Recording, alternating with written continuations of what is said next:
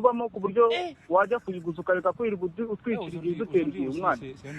Ikibazo nyine nabaga muri iyo nzu ya MTN ngo bitamo cash, ariko ikibazo nabayemo bambwe ngo nabaye bihemu.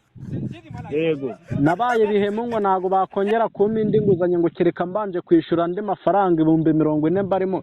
Kandi muvandi urabona muri iki gihe cy'imvura kubona 40,000 muvandi ni nko kubona inka yakamwa amata y'umutukutu.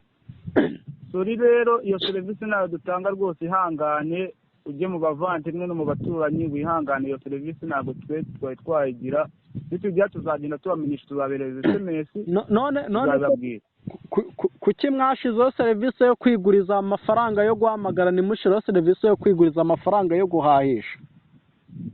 Sori uvuze? Ndimo ndakubwira yego ko mwashizeho uriya mubare ukanda ukiguriza amayinite yo guhamagara. Akaba ari nabwo buryo nari nkoresheje, dore nta mafaranga nari mfite, nari nkoresheje buriya buryo ndiguriza. Kuki mudashiraho uburyo bwo kwiguriza amafaranga yo guhaha ibiryo mugashiraho uburyo bwo kwiguriza amayinite? Oya, kwiguriza amayinite, ugura amayinite ugashyiraho ukaniguriza.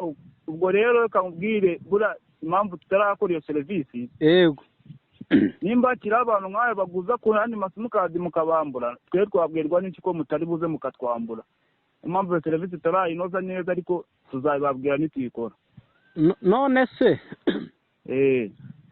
none se muvandi, yego nago nkuzi nanjye sunzi nubwo nakubwiye izina suza aho merereye, sibyo?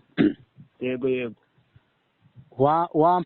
wamfashije basi udakoze muri izo banki zanyu za Airtel Money, ho ukikora ku mufuka ukanguriza amafaranga 100 byonyine.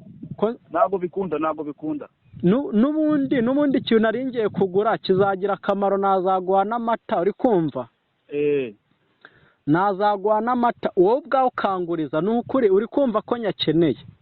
None se reka ngubaze Blaise. Yego nkuko waruvuze ntabwo tuziranye, ubu ngiye ndi wowe nkakubwira ukambwira ngo ntabwo tuziranye, ukambwira ngo ngurize amafaranga, ayo wayatanga?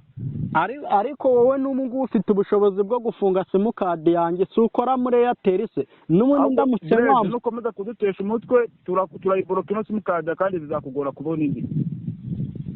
None se ubwo nukugutesha umutwe ko mbahamagaye mbase okay, nta kibazo, reka mpamagara undi. Kamamagara undi, nubwo hanze kumfasha wenda ndashobora kumfasha. Yego, hari ikindi kibazo waba ufite ngo tugufashe? Nta kindi kibazo, nicyo kibazo rwose, ariko umbereye umwana mubi. Urakoze guhamagara ku murongo wa Airtel. Muri MTN haba abana beza. Uwa mbere yaramfashije ambwira imibare nkanda, we kumbwira ngo kandi imibare nawe wiguriza amafaranga, wabimbwiye koko?